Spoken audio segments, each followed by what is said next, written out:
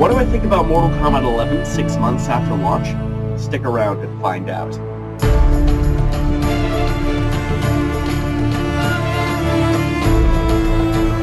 Hello, ladies and gentlemen, and welcome to the Chamber of the Wraith. My name is Brian, and today we're going to perform another Wraith Reviews thingy-majiggy. The thing is, however, is that this is actually kind of interesting because it's A, reviewing a game 6 months after launch, and B, probably one of the most important key games in my gaming career so far. What I mean by that is that this is probably the game more than any that has taught me many of the lessons that I have learned about games and how AAA companies work and all of that stuff. So I decided I'm going to review, and do my best to review, Mortal Kombat 11 6 months later. A couple of things to keep in mind. Number one, this is going to be big. Raw B-roll footage alone, it's going to be 75 minutes. By the end of it, I wouldn't be surprised if it crossed 80, if I got to be completely honest. So, if you want to skip to the end to get my final overall thoughts, click here in order to get to that point. Unless you, basically, this is your TLDR link, so don't miss out. A bit of a shame that annotations don't exist in YouTube anymore, otherwise this would be literally perfect. But number two, I did intend on having this come out yesterday, but things happened and now it's coming out hopefully today. And finally, I fully intended on talking more about the changes in Mortal Kombat 11, like how things have changed. So I'm going to double check the footage just to be sure, but if nothing really happens, but if I don't talk about any of the major changes that happened to the game so far, you'll see my face again talking about said changes. And if I talked about enough about the changes, or I decide to put this elsewhere, let's just jump into the B-roll and talk Mortal Kombat 11 my likes, because there are some likes, and the things I did not like so much, and maybe a little announcement at the end as well. Don't forget to be awesome, folks, and let's jump on in. Mortal Kombat 11. This has got to be one of the most important and one of the most controversial Mortal Kombats to date among the fan base, for all kinds of reasons. In fact, when I was doing some of the things I found while I was doing some digging were quite interesting. Mortal Kombat 11 topped sales up until September, and the game launched in April. It took until NBA 2K20 to dethrone it, and it still made second place in September. Sales numbers for October aren't quite available yet, but I can't imagine that anything less would happen, would befall this particular franchise. But there's an interesting sentiment for this game. Critics give the PS4 version, which I play, an 84 on Metacritic. However, the viewer score, the general score, is 3.2 out of 10, which is pretty bad. Why is that? Well, not only is, there's quite a few reasons for it, and for the record, my personal look at Mortal Kombat 11 is, it's alright. It's not my favorite Mortal Kombat game, but it does stuff right. It's not total garbage.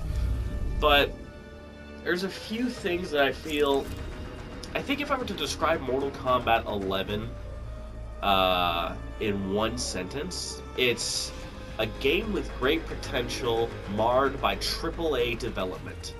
I think that's the best way for me to look at it. There's a lot here that should be really good for Mortal Kombat. Scorpion. Customizable loadouts for every character with different moves to make them feel different in gameplay. A pretty respectable roster, even at launch. So if we discount Shang Tsung, Nightwolf, Shao Kahn, and the Terminator, we still have quite the interesting roster with characters that have interesting gimmicks to them that allow them to stand out from the rest of the roster. And in the past, we have time-traveling characters, an outworld tax collector with 6 arms, and the first female playable god, much less an elder goddess, much less a relative of Shinnok. And we've seen a pretty interesting take on Frost, who used to be seen as just a Sub-Zero wannabe from Deadly Alliance, now has unique features about her and is like extreme cyberpunk shenanigans. Excuse me, still working off my sickness a little bit.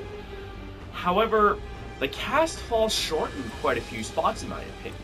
Mainly that up to a quarter of the launch roster ultimately feels unnecessary, in my opinion. 5 of the characters here are family members, which isn't necessarily a bad thing, but considering that Mortal Kombat 11's roster is 24, and it's probably one of the safest rosters in Mortal Kombat history, I could stand to have seen some more risks taken. Personally, I think Mileena should not have been the only character to have been cut. Now, of course, this might, Mileena fans could take what I'm saying the wrong way, and being like, oh, I want a Mileena gone. I didn't. Mileena is a very distinct character, and she is definitely a fan favorite, and she's from Outworld. So, and I think with the custom variation shenanigans, I think she could be a very interesting character to have. However, what I meant to say is that this roster plays too safe with who it has on it. Now, in my personal opinion, 3 newcomers is perfect. It's enough flexibility to let characters be changed, and we basically see what kind of ideas can be done with a new character. Gears is a perfect example of that. He's a character with a very unique gimmick in that he can control time and uses time manipulation, and some of his moves reflect that. Same with Cetrion. She uses many elemental abilities, which, while we've seen other characters use fire and other characters use water, we haven't seen a character use all of that combined with earth and wind. So it's the amount of tools that she has. And Collector is just straight up a new race. So new races are always welcome. Although I personally wouldn't have minded if it turned out Collector was not from Outworld, but maybe some sort of Chaos Roamer or something. I don't know. But that then leads to the rest of the cast. As far as cast members go, over half of them are mainstays from the first trilogy. We have 12, I'm just doing a quick count right now, 12, 13, 14, 15 of the 24 launch characters being classics. That, in my opinion, is a little bit too much, and I think it could have stood to get chopped down. By the way, this is going to be a really long video, so fair warning. If you didn't see the timescale, this is going to run for a little while, because I got quite a few things on my mind about it. Both good and bad for Mortal Kombat 11. But right now we're just talking part 1, I guess, the roster. And frankly, and not to mention that we have not 1, not 2, but 6 of the NRS-era newcomers. Scarlet is very welcome because she was only DLC in MK9, and she hasn't had a launch playable roster appearance to date until now. Aaron Black, Devora, Kotal Khan, Jackie Briggs, and Cassie Cage all made appearances in MKX. There were 5 of the 8 newcomers, and in my opinion, Mortal Kombat X had too many newcomers. Had just a few too many newcomers. I liked them all, but I personally feel that it may have been a bit too much for a roster its size. If it was 8 newcomers on a 32 character roster, I think that would have been better. But we got 8 newcomers on a 24 character roster, so that made things complicated. And I can see why in MKX they kept Kenshi, Johnny Cage, Sonya Blade, Jax, and Kung Lao with their descendants or relatives, because, well, these are the new guys. They're new, and it makes sense to have them around. I don't think that's truly necessary anymore. I think from now on, in my personal opinion, we should be seeing a compromise. I don't want to see 3 cages on a roster anymore. If I were to see, the way I see it, it's like this. Jax and Jackie could feasibly switch back and forth. And honestly, I was expecting Jax not to make Mortal Kombat 11. I would have thought he would have retired and stayed out of the fight. Which, personally, as a fan of Jax, I think I would be fine with that. Jax has been through a lot. He deserves retirement, man. Let Jackie Breaks take over. At least for one game, in my opinion. Let Jax take a break. Let Jackie take over. Already, that frees up 1 slot. Cassie is interesting. She's a blend of both Johnny and Sonya. And she takes a lot from both of them. Nut punches, glow kicks, military tech. This could have been a game where, really, if they really wanted to take risks, both of these old heads would be gone. Or one of them would be gone, really. And honestly, that old head that could have been gone could have and probably should have been Sonya. And I'm not saying that because Ronda Rousey voices Sonya. I think Sonya Blade, as much of a classic as she is, and as much of a veteran as she is, I think should have stood to been removed from the game at least once to let her daughter shine. Imagine, if you will, and this is going to be spoiler alert for the storyline of Mortal Kombat 11 for the first chapter. Sonya Blade dies right at the beginning of Mortal Kombat 11. She gets killed. And what I think should have happened is that death gets to both Johnny and Cassie. Johnny maybe decides to step it up and becomes more of a military man, whereas Cassie realizes that being a commanding officer is being a commanding officer is no joke, and she maybe even takes that role even more seriously. You know what I mean? Just a little bit of character development that could have sprouted from Sonya not being on the roster at all and staying dead. But because they played it incredibly safe with this roster, we didn't get that. In my humble opinion, when it comes to Mortal Kombat characters, there should be only 4 characters that should be guarantees on the roster. Raiden, Liu Kang, Scorpion, and Sub-Zero. Everybody else, in my opinion, should be fair game to step out for a game or two, if it means mixing up the roster a little bit. Mortal Kombat 11 now has, or Mortal Kombat as a series has 80 characters now, of its own. And some of these characters we've not seen in over a decade. So, in my personal opinion, and in the opinion of several others that I have spoken to about this, I think it might be time for Mortal Kombat to switch gears a little bit and maybe see some old heads go and some of the older 3D era heads come back. And in my personal opinion, looking at this roster, I can tell you right now which characters I would drop and who I would replace them with. Keeping in mind, these will only be characters.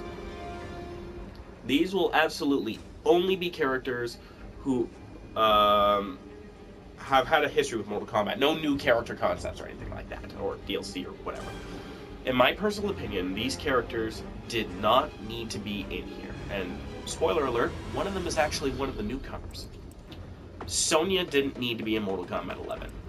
Nor did, I think Sonya Blade, Jax, Kano, and Collector should have been turfed from the roster.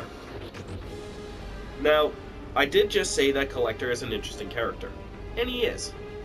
But in the terms of the story mode, which again we will get into, he played the role, his role being allied to Shao Kahn and filling him in on what happened since his death, could have probably gone to another character. Imagine, if you will, that Tanya sees the timeline disturbance and sees Shao Kahn is back and decides, to save my own hide, I'm going to temporarily ally with Shao Kahn while he's still around. And then fills him in on what's going on, because her enemy is Kotal. And knowing that Shao and Kotal are enemies, she can play that to her advantage. So, having Tanya on the launch roster instead of Collector probably could have benefited the story and made some level of sense. And make Tanya fans happy, which there's a notable contingent of. Kano, this is full-blown bias in my opinion. This is admittedly pretty full-blown bias. I can't stand Kano as a character.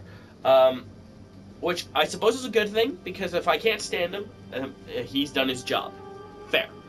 But the guy has been running around for too long.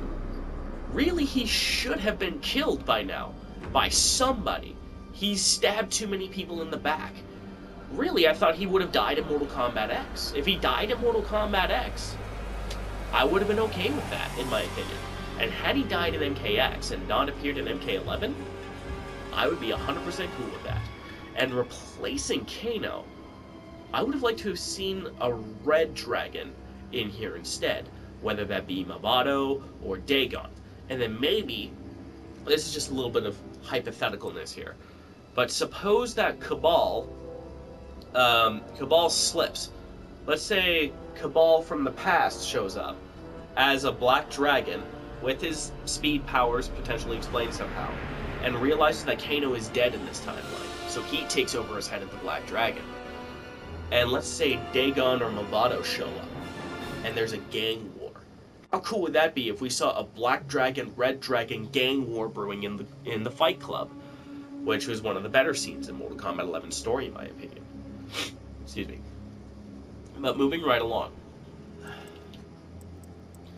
Sonya is a bit tricky because, as I said, the reason why I think she doesn't need to be here is because we have too much Cage.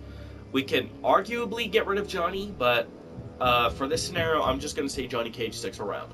It makes sense. He's, kind of funny. But Cassie has a little bit of that humor too. So, just for this argument, let's say Sonya doesn't make it in the game. Just for whatever reason, Sonya doesn't make it. Here, I think, could be a really cool opportunity to get... Excuse me for a second. It would be hard to say who could replace Sonya Blade, but I think Mortal Kombat X's favorite combat kid could easily have taken her spot. Takeda. Now, the fact that Takeda's not in Mortal Kombat 11 is baffling. Same with Kung Jin, actually. As de facto protagonists of the story, the combat kids, as a unit, should have been together.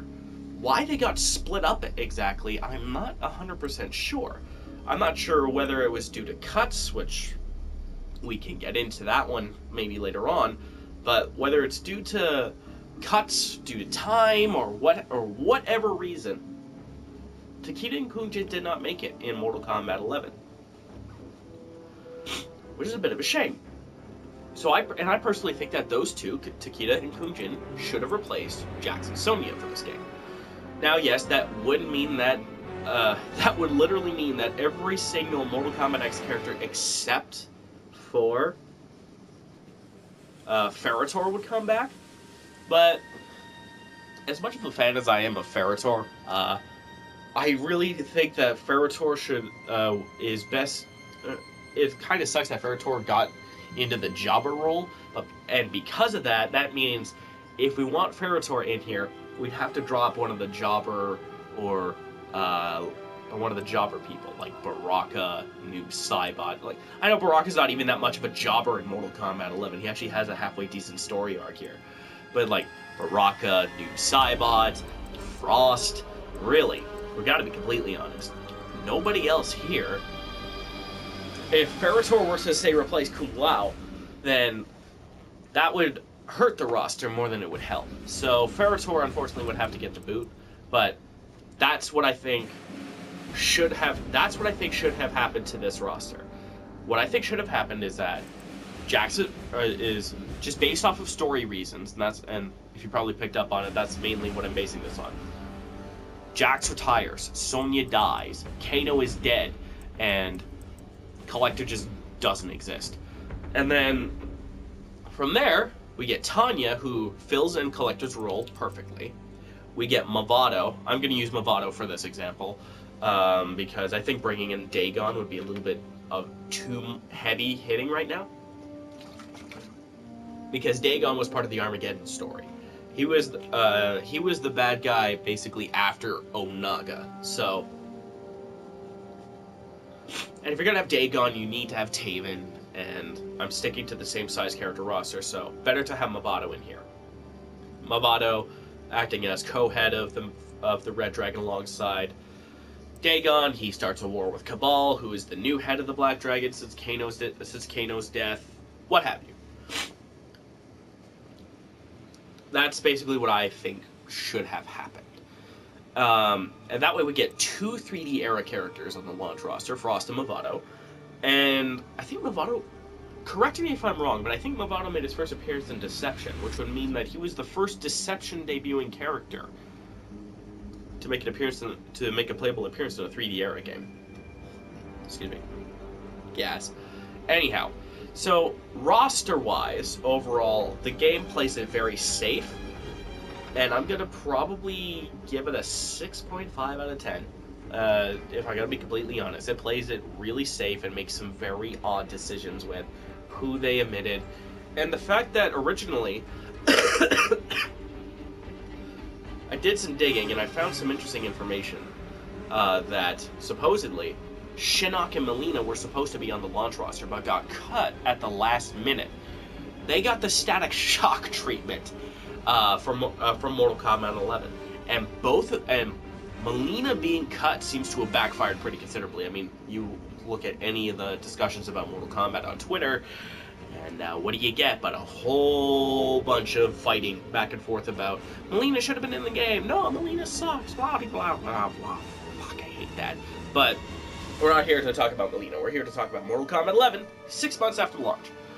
Which means, since it's been 6 months after launch, we should probably talk about the DLC additions to the roster.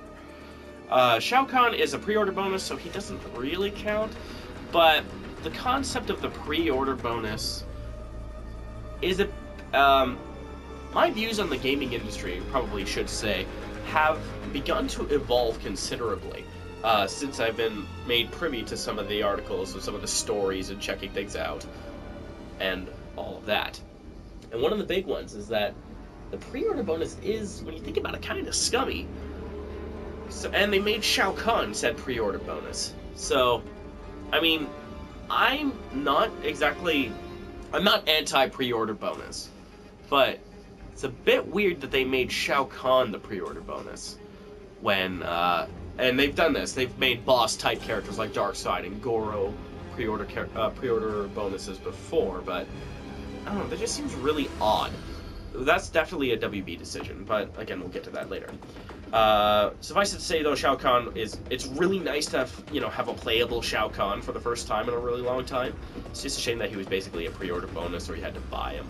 So it's essentially kind of a weird DLC situation. Ugh. Anyway. Back on track, especially since he's the first pre-order bonus to appear in the story mode.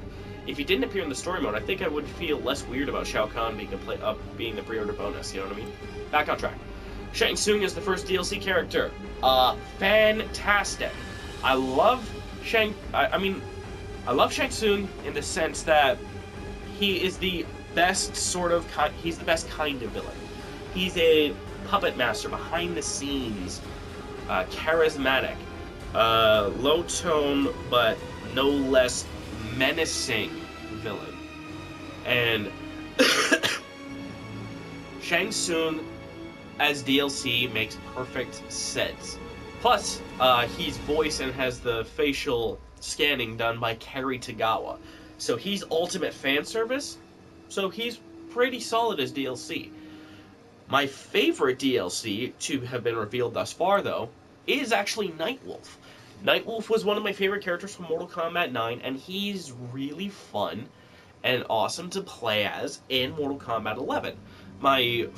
In fact, he was the character that I co-mained with Kotal Khan for the longest time. If you've ever seen Wraith Online, he's been around the second longest alongside Kotal. But and really, it's cool that they made him human instead of the Revenant base, because technically he's a Revenant right now. But I'm happy that they made him human from the start as DLC. And we'll talk about maybe a little bit about that later, since as I'm recording, we're almost we are a little over 4 weeks away, a little over a month away until Sindel drops. So maybe we'll get to her later. The Terminator. This is our first DLC character, our DLC guest character. And usually I'm on board with guest characters. But this is what I mean by this being one of the most important and controversial and bizarre Mortal Kombats to date. I don't feel one way or the other overall for the guest characters. Terminator is okay, neat, makes sense. He's got a movie coming out. Do I care that he appears to have reused some of the moves from Jason? No, it makes perfect sense. He's like Jason. The Terminator is a stiff, unstoppable killing machine, so it makes sense that he has similarly direct, stiff, grappling attacks. I feel like they could have done a little bit more with the Terminator, though. Mainly in the sense that he has a shotgun, he has grenades, and he has his machine gun. I would have loved it if they implemented more weapons somehow. Maybe made him into a zoner with one variation, with perhaps a chain gun, like in Terminator 2, for example. But either way, the Terminator turned out alright. As far as guest characters go, he's kind of like Jason Voorhees. Not just in animation and everything, but how I feel about him in being in the game. He's cool, and I know there's fans of him, but me personally, he doesn't have the same vibe. He doesn't have the same attractive vibe that Alien, Predator, and Kratos have. You know what I mean? They're not characters that I think, oh my god, how amazing would it be to see them in Mortal Kombat, and then they're in Mortal Kombat. Now, we don't have them on screen yet, but we won't have them for some time yet.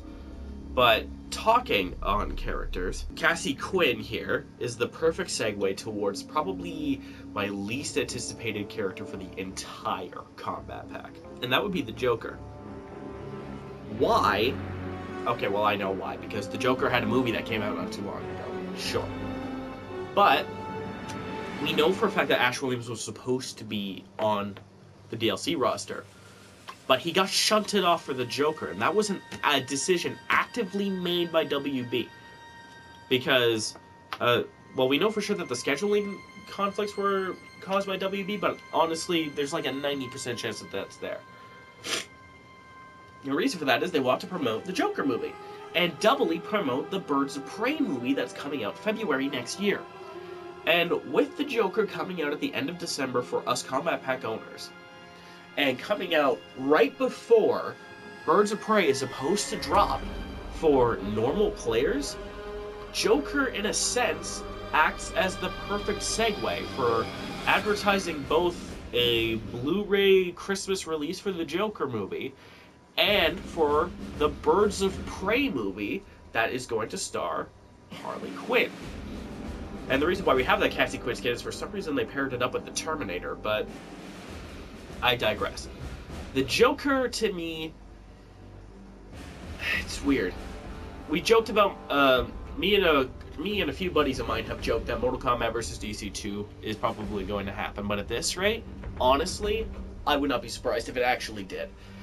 The thing about the Joker and why I'm really not looking forward to him is, A, I personally think that the Joker is a little bit too much everywhere. I mean, there's a reason for that. There's Joker fans everywhere. It makes perfect sense that Joker's like, you know, literally everywhere and is so popular. And I'm not gonna bash anybody for liking the Joker.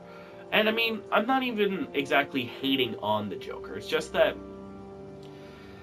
I was burned when Injustice 2 came out and I found out that Joker was a launch character. And even more burned when I played through the story mode of that game and found out that Joker had less story involvement in that game than literally any other launch roster character. then Brainiac, then Batman, then Superman, then Harley Quinn, then fucking Captain Cold. Joker had less of a story involvement. He was just there to make a cameo and prop up Harley Quinn, which, good on them. The Harley Quinn from the Injustice universe is fantastic. However, I personally think that NetherRealm should have booted Joker from the launch roster and made him DLC. As a matter of fact, I can even see it where what they could have done is they could have maybe gotten Starfire or Red Hood, or even Static Shock, and finish them, put him in there, and have him, or them, sorry, be a part of the story, and then have the first fighter pack be Sub-Zero, Joker, and one other character. Seeing that the Joker ended up at the combat pack and replaced Ash Williams kind of left me feeling off. This is going to be one of those ranty videos as well, so hope you understand that. But I do not have very high hopes for the Joker. In my honest opinion, what I think is going to happen as well is because of the last minute, oh, we want Joker in this fighter pack, or in this combat pack. Let's go. Let's do it. Joker is probably going to be an Injustice 2 clone. I would not be surprised if most of his movements came from Injustice 2 in one form or another. How else are you going to make it happen that quickly? I mean, granted, sure, we had since August 13th at least, let's say the move occurred, or August 21st was when that trailer came out, so let's say we had since mid-July to make the Joker. That is quite a bit of time, of almost 5 months to about 5.5 months to get him out. Okay. But generally speaking, they seem to work on characters 1 or 2 at a time. We know that it seems to be 2 at a time because Ed Boon recently tweeted out that he saw a previous version of the Joker's Fatal Blow and was impressed. But we know that Sindel is next. Hell, there's a recent PlayStation Plus notification that showed that Sindel is going to drop on the 26th. And we could be expecting trailers from Sindel in a couple of weeks. Which means, furthermore... One sec. Sorry, I was adjusting my microphone levels. Now I should be a little more audible. Anyway, as I was saying,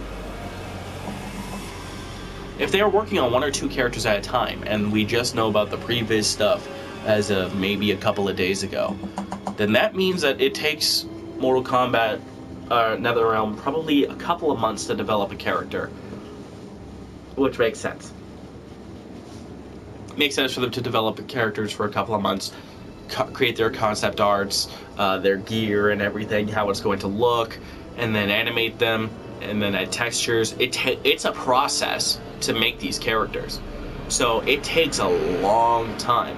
And I don't want to assume too much, but given that Joker was basically last minute addition to this combat pack, it would make perfect sense to make the Joker an Injustice 2 clone, or at the very least take a lot from Injustice 2 in order to save time on the animation front, thus allowing the Joker to come out on time despite whatever work may have already been done on Ash Williams, who we know was supposed to be in this combat pack but basically got the boot. And as for the other 2 characters, Spawn is the only guest character I actually have a vested interest in. He is the one that people have been requesting since Mortal Kombat X. People want Spawn. And hey, Todd McFarlane's edgelord baby is perfect for Mortal Kombat, so bring him on in. Bring him on in. I mean, through Injustice 2 I learned about Hellboy, and now I've got...